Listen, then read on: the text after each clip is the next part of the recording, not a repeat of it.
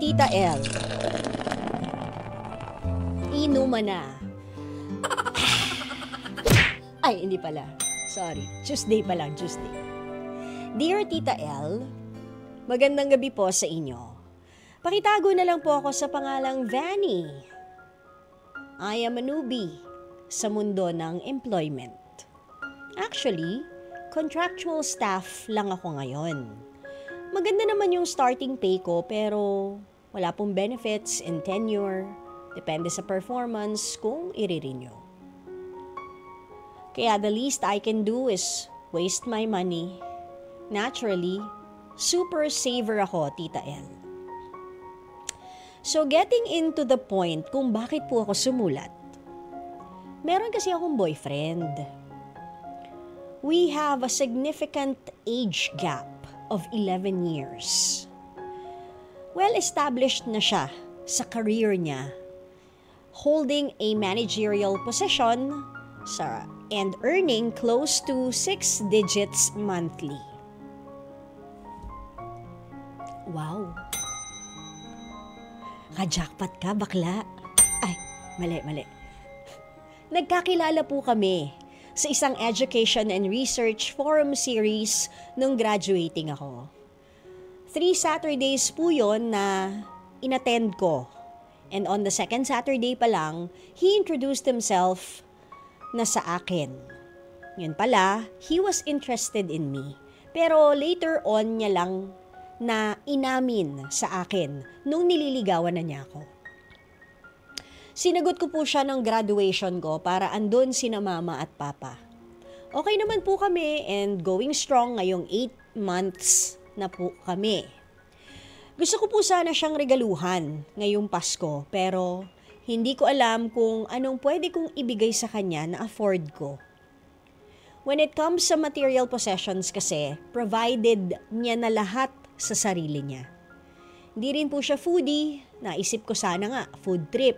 And actually, mas gusto niya ang lutong bahay ng mami niya, pati rin daw ng mama ko. Mahilig siyang magbasa ng books, manood ng movies of certain genres only. Mahilig sa music pero hindi niya hilig pumunta ng concerts unless musical or orchestra. Anything po that you can suggest, Tita L? Mahal na mahal ko po yung boyfriend ko. I believe naman he'll appreciate anything na galing sa akin. Gusto ko lang pong maging meaningful to kasi first gift ko yon sa kanya. Maraming salamat po and more power to your program. Galing po yan kay Vanny. Vanny! I guess your boyfriend who is very much established dahil almost, how many digits? 6 digits ang sweldo? Wow! Parang ako pala yan. Ay, charot! Close to 6 digits ang sweldo. Sana all. I know! That's why I'm so generous with you guys always, diba? Diba? Diba, boy? We. Grabe, pinapakain ko naman kayo ng cookies.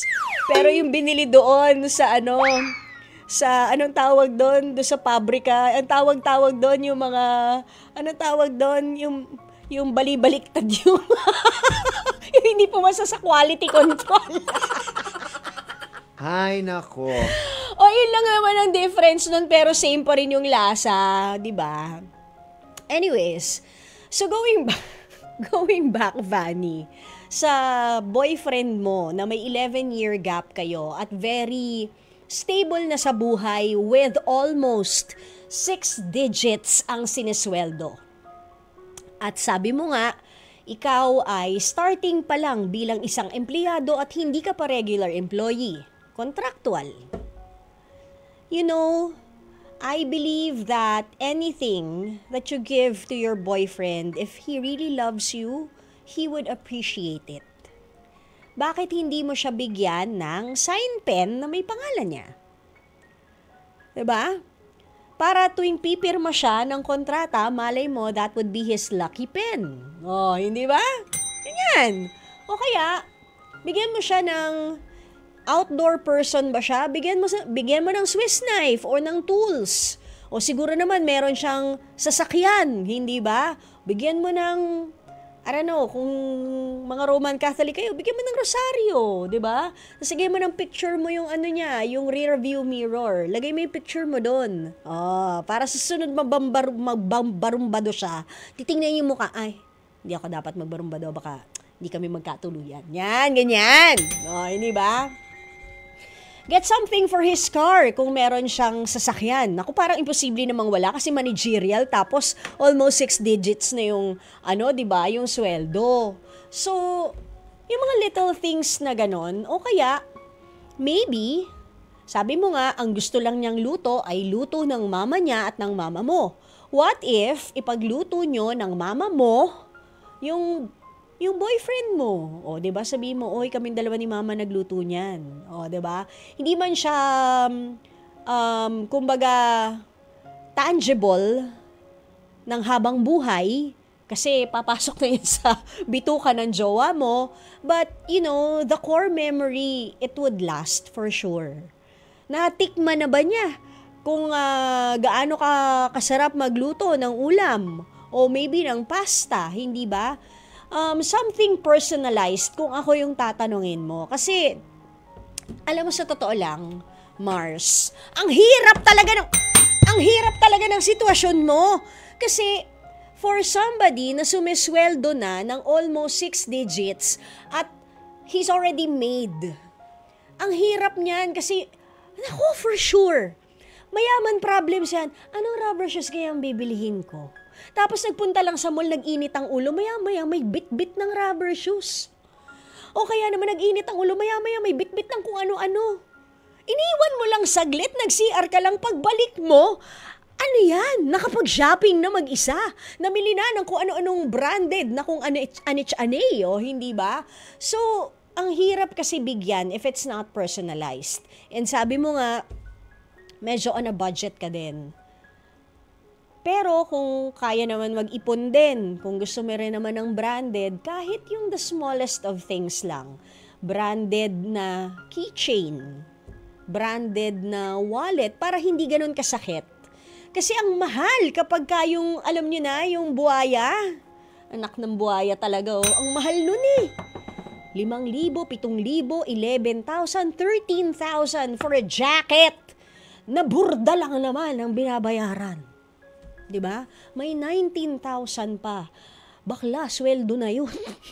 Isang buwan mo pinaghirapan. Pero kung mahal mo naman, why not? Yun lang, wala ka nang kakainin for 1 month. Maglalakad ka na rin pagpunta mo ng office at pagbalik. So, handa mo na yung tsinelas mo. 'Di ba? Pero yun nga, kung kaya, why not? 'Di ba? Bigyan mo siya ng something branded, pero something mas mura lang naman. Kasi, it's always remember, it's a thought that counts. Kahit ano pa yan, it's the thought that counts. Pwede mo naman siyang sulatan din ng isang personalized letter along with your personalized sign pen or pen na naka-engrave yung pangalan niya or any gift na ibibigay mo sa kanya. Samahan mo ng sulat na may handwriting mo, yung sulat kamay mo mismo. Sino ba sa inyo ang nagsusulat pa? Napapractice nyo pa ba yung mga handwriting ninyo?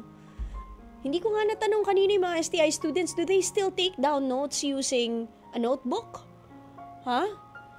Kasi diba, ako naalala ko nung bata ako, sobra kalyo ko rito sa middle finger.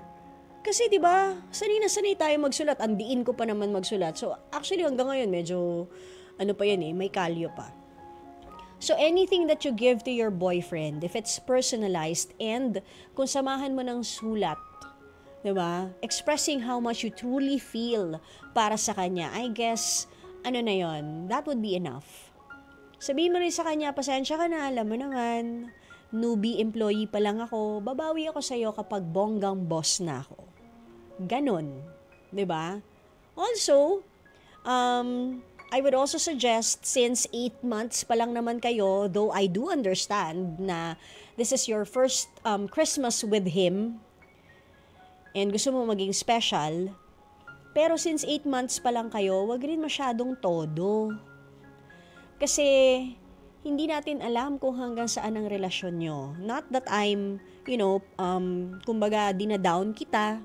It's just that maigi na rin that you not only save on your expenses and money, but also save up on loving yourself as well habang minamahal mo siya.